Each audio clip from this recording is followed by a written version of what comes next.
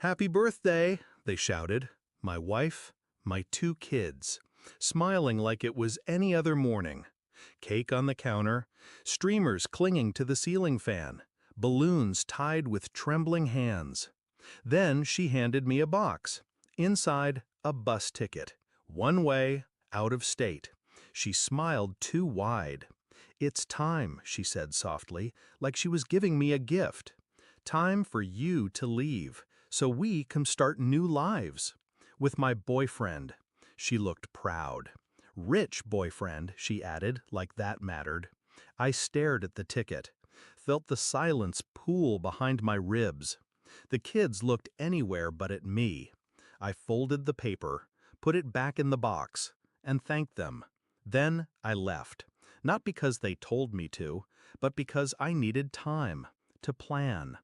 They thought I didn't know, thought I was too slow, too passive, too drained from years of work and silence and compromise to notice how they'd slipped away behind my back. But I knew. I knew long before the ticket. The late-night texts when she thought I was asleep, the laughter in the bathroom with the door shut, the new phone she kept tucked between couch cushions. I watched it all with a kind of quiet detachment, like a man watching his own house slowly flood, knowing no one was coming to help. I heard his name once, Elliot.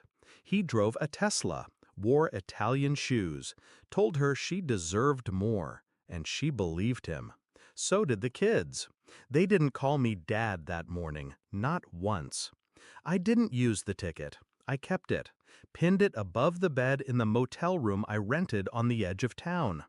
Every night, I stared at it, memorized the departure time, watched buses pull out without me. In the morning, I made calls, not to them, to people they didn't know I knew. I dug into Elliot, his real name, his company, his past lawsuits. Turns out, money makes you arrogant. It doesn't make you careful.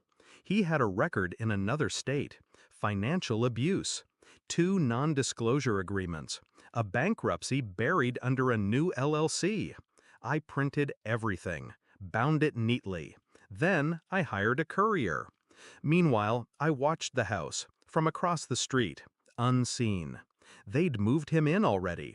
His car sat in my driveway. He wore my robe, ate my food, played soccer with my son in the yard like he belonged there. And my daughter called him L. I kept watching, waiting, not for him to slip, but for them to settle, for the illusion to harden into something they believed was permanent.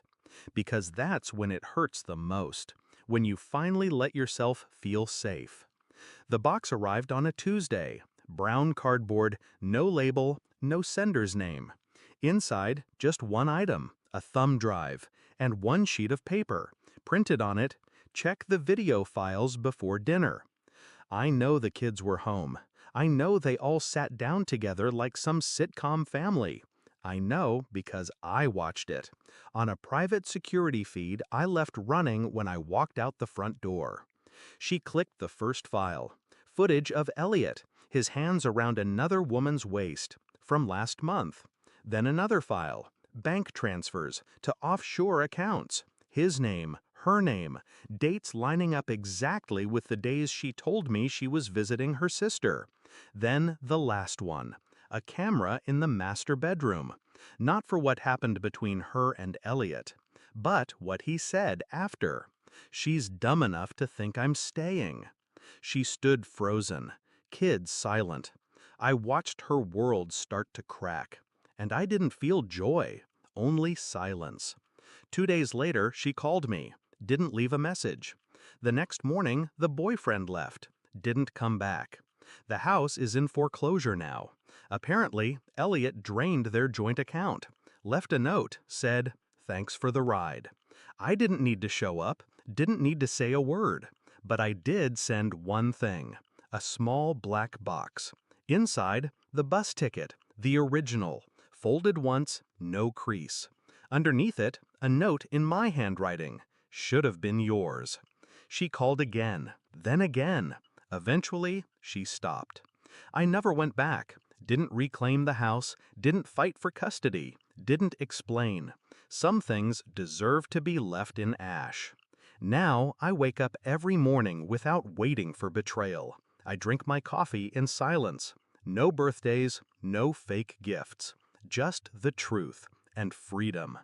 They gave me a one-way ticket out of their lives. I gave them a destination they'd never come back from.